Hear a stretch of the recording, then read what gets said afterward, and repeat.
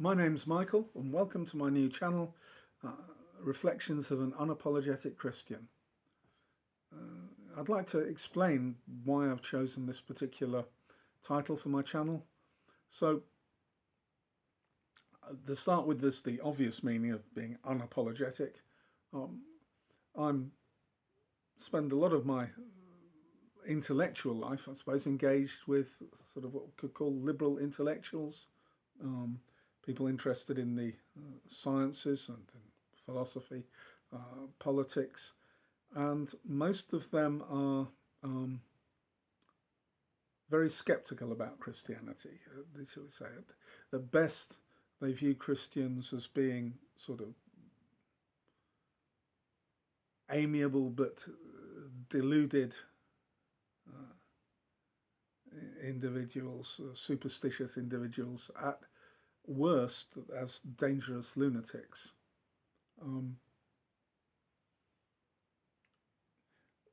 A lot of Christians talk about persecution of Christianity and how they're subject. Well, I mean, that's not my experience here. I know it goes on in parts of the world, but here in my village, people aren't really interested enough in Christianity to be going around persecuting us. But being a Christian is not something that a lot of people I know would be particularly proud of or sympathetic to. So, in fact, it would be something they would expect you to apologise for, really. And it's in that sense that I'm unapologetic. I value Christianity. I think that Christianity has played an enormous part in shaping, particularly here in Britain, in shaping modern Britain, British history, and for the better.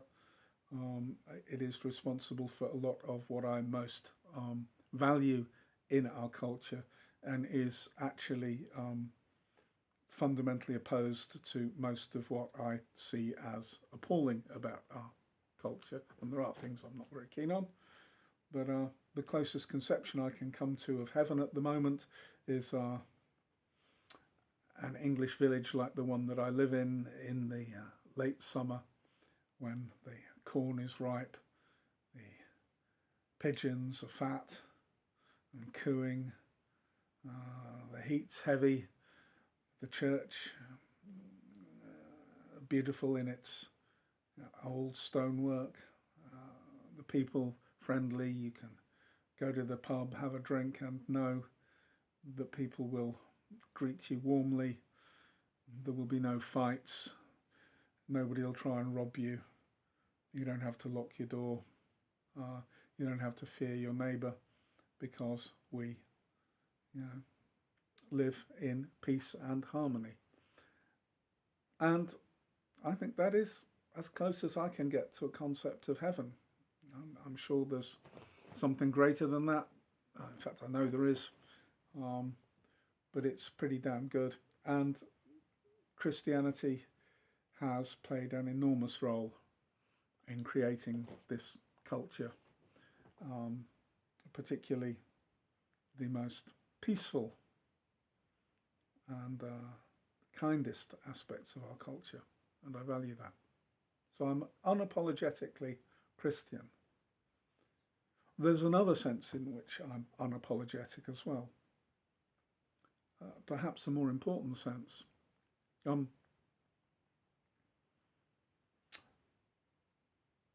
Since the time of sort of Bruno and Copernicus, it's become increasingly obvious that there is a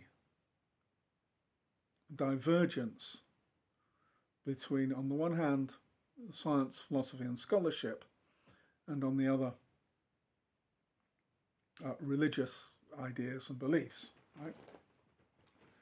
In the Middle Ages, it was thought that since the book of the earth, the natural world, and the holy book, the Bible, had the same author, there would be no contradiction between them, and there was no tension. There should be no tension between science and religion. Well, of course, we now know that not to be the case. Initially, I think I mean, the time that this came to the fore, of course, was with Copernicus, Bruno, and the shift from the geocentric to the heliocentric worldview. Actually, the problems went right back. I mean, right back to the very origins of the Christian Bible in ancient Greece. Already they had worked out that the world was spherical. They had been able to calculate pretty accurately the size of the Earth, the size of the Sun, the distance to the Sun, and these things really weren't compatible with the account of the creation in Genesis, according to which the Sun is not that far away, it's not that vast. It's not even the source of daylight, because day and night came before the Sun. The stars are not hugely distant, and they're just little lights put up there to help us run our calendars and navigate. It is taking the function that the stars had as for navigation and mapping out time, and suggesting that it was the purpose of their creation. So even back in ancient Greece, there were really quite huge discrepancies between what natural philosophers knew about the world and the biblical account of its formation. These have, over the years, got worse. The church recognised this as an existential crisis, and I think it is.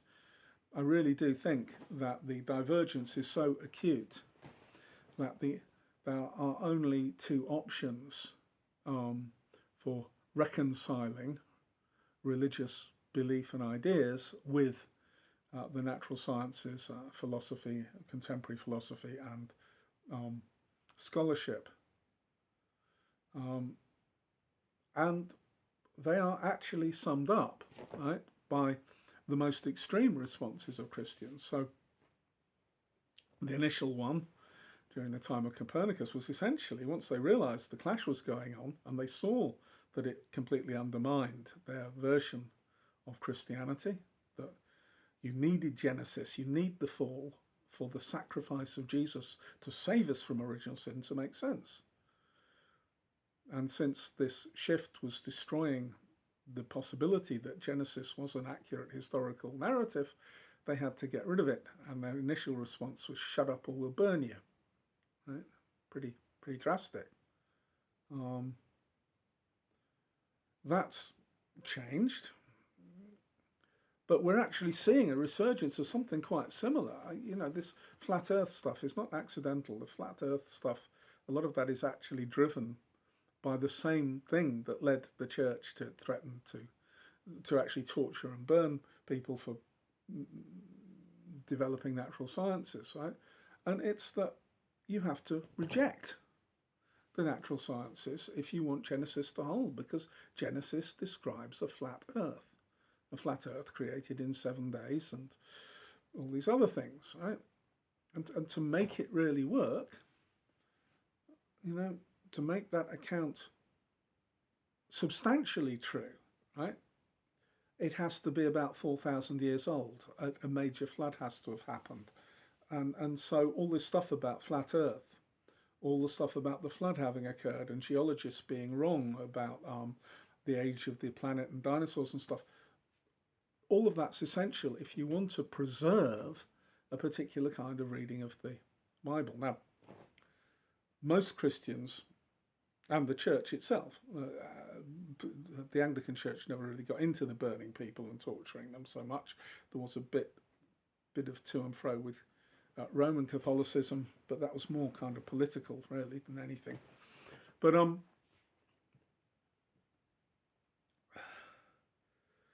what did spring up was a thing called apologetics.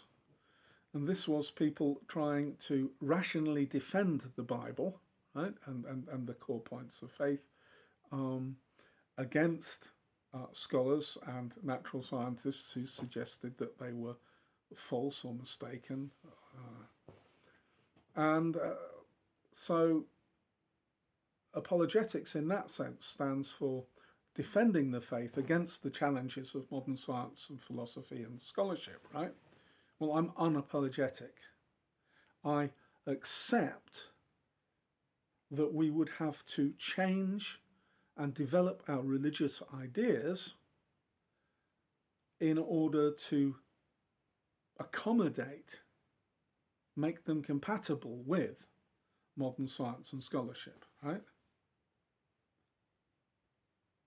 And I'm happy to do that. I don't feel the need to defend the ideas some ancient shepherds had about how the universe was created, right? Um, I don't feel the need to have to try and ignore all the benefits of modern science, modern scholarship, modern philosophy, just so that I can make their worldview work. I'm happy to abandon substantial elements of it, and I believe that it is not only possible to do so, to reevaluate Christianity in a way that makes it that allows it to flourish in this modern world. But I actually think that in doing so, we can get closer to understanding what it's really about, what it's really moving towards. See, so now a lot of the beliefs that do that would have been regarded as heretical by the church at the time that they were burning people at the stake, and still would be by many Christians, right? I'll talk about some of the ideas that we might have to reevaluate and how we have to reevaluate them. But many Christians, I think, would regard the adjustments I would want to make as heretical. Not all, but some would. So I am also unapologetic in the sense that I am standing up for the idea, not just that we need to change, it's more than that, right? You see, one of the differences between the way that a lot of people understand religion and the way that science understands itself is that scientists, natural philosophers, scientists and philosophers tend to view their disciplines as progressive. I don't just mean progressive in the sense of being advanced, but in the sense of we are engaged in a project that continues and that our understanding is growing and evolving, that we are building new and better models, and that although quite often at every point it's looked, you go back to the beginning of the 20th century and people thought, oh yeah, we've pretty well reached it now, we're just about there, just a little bit more and we'll understand it all. 19th century people felt like that. Okay, a lot of people feel like that today, but really that isn't the scientific worldview. This progress is going on, and there's a long way to go to understand the whole thing, right?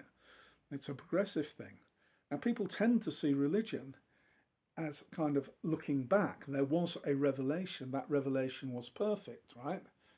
If you're Jewish, that was Moses, right? Had the perfect revelation, and everything else is just working that out. Is reinterpreting, getting a better understanding of that revelation, which can never be improved on, right? For Christians, it's Jesus, right? He comes to correct the errors that the Jews have fallen into and give us the new covenant and progress things. But that's the end, right? Actually, Christianity, you see, has a hidden progressive element in it, because Jesus is going to come back and he's not going to be the same as he was before. Okay, so Christianity can be inherently progressive. You don't have to be looking back, it can be forward looking. But almost all religion has this backward looking, and it's to do with the priests, right? They want authority. And the authority they want is from the revelation, the book. The book gave us the truth, and now I am the agent of that truth. And you must submit to the authority. It's all about authority, right? I'm not interested in that. I don't believe that. My understanding, everything I know about religious beliefs and ideas is that they are progressive. They are constantly evolving and changing. We are reinterpreting things. The closest we've ever come to being fixed was the invention of printing. Right? That kind of fixed things.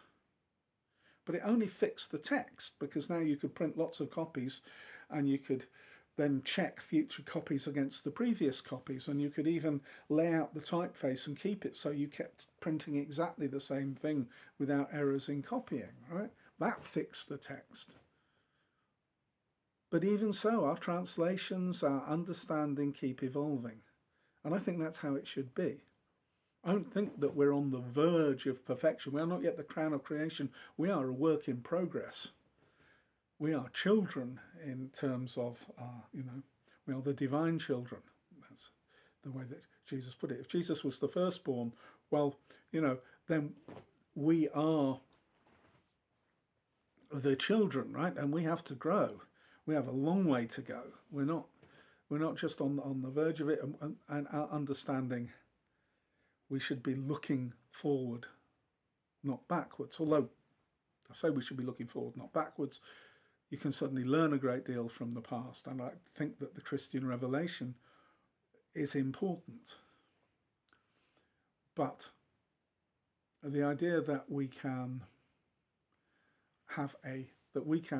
take the understanding that comes from the past and build on it, as we've done in the natural sciences, and that building on the knowledge of the past involves sometimes abandoning cherished notions as being mistaken and replacing them with better ones. I believe that's what we need to be prepared to do in terms of our religious belief, and I am unapologetic about that.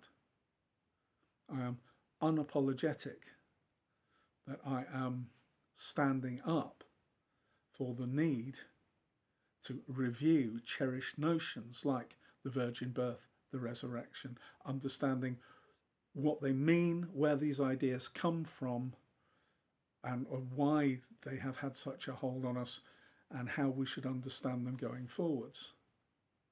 I'm unapologetic about that, and I believe that I am still representing authentic Christianity in proposing this, in discussing this, in looking at how we can modify our things to move on, because I think that the light that scholarship, the natural sciences can shed on Christianity can actually help us to develop a better and truer understanding of the paths that we have been being guided down or towards through the Christian mysteries and revelation.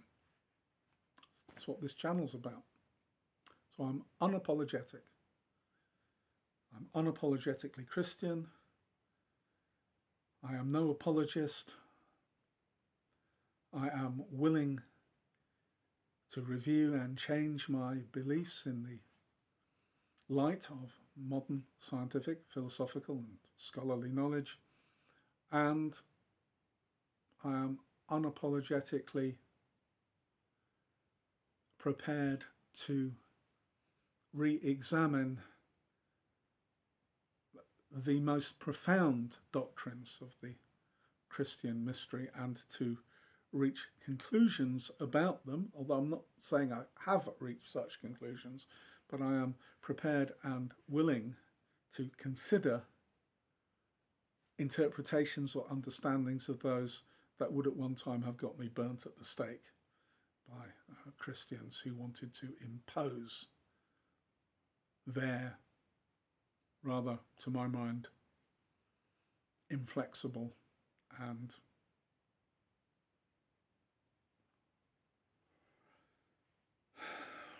outmoded and superstitious understandings of something that is actually far more profound. And I hope some of you will enjoy coming on this journey with me, but only time will tell. Thanks.